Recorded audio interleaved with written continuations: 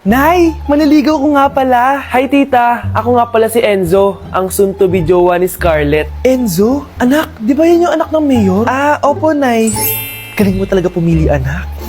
Mukhang magkakapera ako A few moments later. O sige, pumapayag na ako na maging jowa mo tong anak ko. Yes! Pangako tita, hindi ko papaiyakin si Scarlett. Pwede mo na akong i-kiss. Paps! May bayad ang kiss sa anak ko, ha? Nay, ano na naman yan? Aba, syempre, ang mahal ng diaper at gatas mo ng bata, tapos libre lang. Ano naman? Tita, magkano po ba? Magkano? Eto price list. Holding hands, 200 pesos. Hug, 300 pesos. Kiss sa kamay, 500 pesos. Kiss sa noo, 700 pesos. Kiss sa lips, 1,000 pesos. At kung makikipag-date kayo sa isa't isa, 3,000 pesos at dapat sagot mo yung bill, ha? 3 hours lang yon. Kung mag-extend ka, pwede naman magbayad ng additional. At bawal tumawad. Pili ka na lang. Ngayong mahal naman, Diyos ko. Ano naman? Business is business. Kailangan ko ma-ROI mga nagastos ko sa'yo. Ito po tita, cheque. Unlimited kiss na yan, na. Cheque? Kahit gumawa pa kayo ng 10 anak. 1 million ba to? Ano to? Idedemanda mo ako? Ano ba ginawa ko sa'yo? Oo, ipapademanda kita. Gagawin mo pa akong business mo, ha? Wala ka namang business permit. Tsaka ang mahal naman ng mga presyo mo. Di naman gano'ng kaganda tong anak mo. Teka lang, joke lang yun eh. Mahilig talaga ako mag-ganon. Isusumbong ko kayo sa tatay ko, Mayor. See you sa kulungan. Kukulong na naman ako. Anong ibibigay ko grade sa'yo niyan? Una sa lahat, hindi ka nagpapasa na assignment. Pangalawa, hindi ka nakikipag-participate sa klase. At higit sa lahat, inalis ka na ng research leader mo dahil ang gusto mo lang daw iambag ay ang face card mo. Ayan tuloy na declined. Wala akong choice, ibabagsak kita. Ma'am, wag mo naman ako ibagsak. Please, ma'am. Okay lang yan, nak. Mag-repeat ka na lang. Kaya naman, mag-ingay para sa paborito nating Mars, si Scarlett!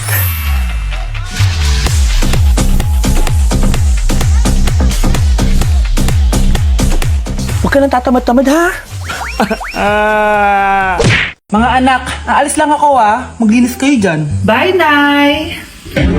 At dahil wala na si Nanay, ako ang bago niyong boss. Kaya sundin yung mga inuutos ko, ha? O Kyle, ikaw na magugas ng mga plato doon, ha? Wow, lakas magutos Aba, nagreklamo ka ba? Brianna, walisin mo yung mga kalat dito. Pwede ikaw naman. Walisin ko mukha mo eh. Ano sabi mo, babae ka? Hoy, ikaw, Miguel. Kung gumawa ng assignment ko, ha? Ang lala ng babaeng to. Sa bobo pa papagawa ng assignment. Matutulog lang ako, Dapat pagkagising ko, tapos na lahat yan, Nakakainis si ate. Sobrang tamad na. Dami pang inuutos. Ano magagawa natin? Favorite kasi ni nanay yan Isumbong na natin niya kay nanay. Hindi pwede inaalipin niya tayo ng ganito. Anong isusumbong, ha? Akala niyo hindi ko kayo naririnig? Magtrabaho kayo doon! Tama na, ate! Sawang-sawa na kami! Puro kautos! Malinaw naman sa inyo, di ba? Na pag wala si nanay, ako ang boss. Sinong boss? Ha? Wala, nay. Actually, kakatapos ko lang maglinis ng bahay, sinungaling. Scarlett, huwag mo na ako lokohin. Hindi naman talaga ako umalis dito. Sinisigurado ko lang kung naglilinis talaga kayong lahat. At tama nga yung sinasabi ng mga kapatid mo, na para kang boss umasta dito sa bahay. Nay. Mga anak, kayo na bahala sa ate nyo. Utusan nyo na ng utusan yan. Ate, ikaw na magugas ng mga plato dun. Eto na. Pagkatapos mo dyan, ate, maglaba ka, ha? Oo, sige. Pagkatapos mo maglaba, gawin mo yung project ko, ha? Sige, boss. Lahat ng utos nyo gagawin ko. Mga anak, maganda ba? Mawawala ako ng 3 araw, Nay, kailangan ba talaga tumuloy doon? Importante yun, anak. Minsan lang ikasal yung kumare ko, no? Tsaka sa Cebu siya gagawin, di ba? Shala. Basta, Nay, mag-ingat ka, ha? Oo naman, anak. Huwag ka mag-alala. Siya, naalis na ako. Mga kapatid mo,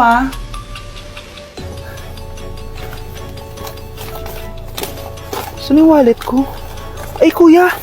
Balik tayo sa bahay. Nakalimutan ko yung wallet ko. Ano ba yan? Maliliit na ako. Saan na ba yan?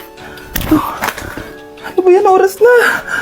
Mabuhay, ma'am. Welcome to Air Philippines. How can I help you? Ay, miss. Dito po ba yung flight VD415? Yes po, ma'am. Check ko lang po.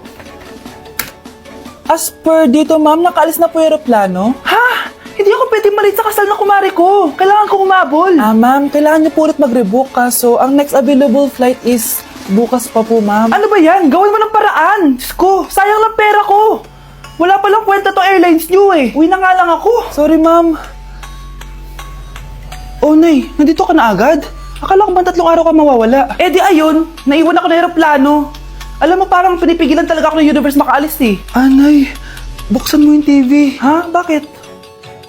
Breaking news! Nandito tayo ngayon sa site kung saan nag-crash ang flight VD415. Ayon sa mga otoridad, walang nakaligtas sa mga pasahero nito. Kaya pala, kung nakasakay ako dun sa aeroplano na yun, patay na ako ngayon. O anak, gising ka pa? Nay, ilang araw ka ng puyat ah.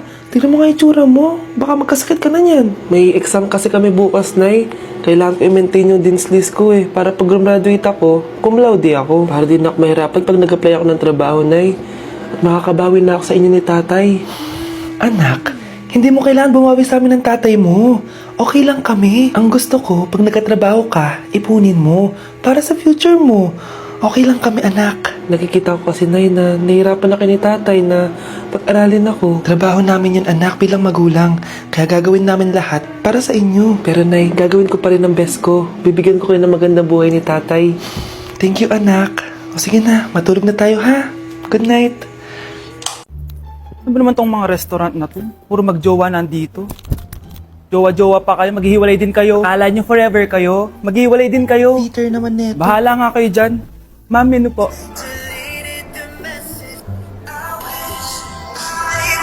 Pre, alam mo ba tong kantang to? I actually wrote that song. Talaga? Hala, idol kita! Ang random mo naman. Ba't nandito ka sa Philippines? I'm actually here just to see the Philippines. I've always wanted to come and just say thank you to everyone who's been supporting me in my music. Drunk text is really painful. Is there something behind that song? Yeah, it's about a friend who I always wish I was more than friends with, but they didn't feel the same way back. Did you try any Philippine foods while you're here? Yes. How was it? So good. The food here is Right. incredible. I just want to stay here forever. The food's so good. Thank you so much for visiting Philippines and good luck. Thank you guys so much for all the support in the Philippines. I appreciate it so much, and I'll be back soon. Good luck on your journey and you. thank you so much. Sige, order na lang tayo. Ano gusto mo dyan? Ito, tsaka ito. Miss, lahat po na nasa menu. At umuwi ka pang bata ka, ha? Anong oras na, oh? Di ba sexy bawal gabihin, ha? Parang wala nag-aalala sa'yo, ah. Anay, ginabi ako kasi. Gumawa kasi kami na research. Research mo mukha mo. Naglaro lang kayo ng mga klase mo, di ba? Halika dito. Ano? Magsisinungaling ka ba, ha? Ulitin mo pa yan, ha? Nay, panalo kami. Ako last shot. Panalo ka pa, ha? Di ba sabi ko sa'yo bago ka muna lumabas kasi may lagnat ka kahapon? Ang tigas talaga ng ulo mo. Ilang beses ko na sinabi sa'yo yan, ah. Halika dito. Na naman? Pasawit ka bata ka. Aray, Nay. Masakit na nga yung katawan ko sa basketball, eh. Ayan, ang kulit mo kasi. Sige na nga. Punta ka dito. Oh, lagyan na lang natin yan ng Tiger Balm plaster para mabawasan ng sakit, ha? Sige po, Nay. Aray! Nay, dahan-dahan naman. O ano, masakit? Ulitin mo pa, para mas masakit pa. Anak, pag nawala na ako, gusto ko lumaki kang mabuting tao, ha? Nay, ano ba yan? Tumigil ka na dyan sa kakaganyan mo. Pag nawala na ako, huwag mo akong kakalimutan, ha? Pakilala mo ako sa magiging anak mo. Sabi ko, tumigil ka na eh. Oh, anak, tulog ka pa din? Di ba may pasok ka? Gumising ka na. Si nanay naman eh, umagang-umaga eh. Anak, umupo ka na dyan. Malapit na matapos ng favorite mong ulam. Ayoko niyan, Nay. Ay, naku, maldita na naman siya. Oh anak, tapos na to favorite mo lasagna. Kumain ka na. Bakit ka pa nagluto niyan? Ayoko nga niyan, di ba? Wala akong gana. Anak, anong oras na oh? Matulog ka na, ha? Hindi, Nay. Magpupuyat ako. Ano ba, anak? Bakit ka ba ganyan sa akin, ha? Magpupuyat ako! Kasi miss na kita, Nay. Miss na kita, Nay. Happy Mother's Day, Nay. Sa teacher nating naging pangalawang nanay natin. Oh, Scarlett, kanina ka pa tahimik. May problema ka ba? Ano po kasi, ma'am? Family problem lang po. Oh, kwento mo sa akin. Makikinig ako. Baka may matulong ako sa'yo. Nak, ang bababa ng mga scores mo sa akin. Nangangalib kang bumagsak. Ma'am, sorry po. Dami ko po kasing inisip na itong mga nakarang araw eh. Sige, pagbibigyan kita ngayon ha. Pero promise mo sa akin na babawi ka next quarter. Talaga, ma'am? Thank you, ma'am. Babawi ako, promise. Sa teacher nating hindi madamot sa grades, Okay, class. Pwede na kayo mag-lunch. Oh, hindi ka kakain? Wala po kasi akong baon, ma'am. Oh, eto. Kumain ka na oh.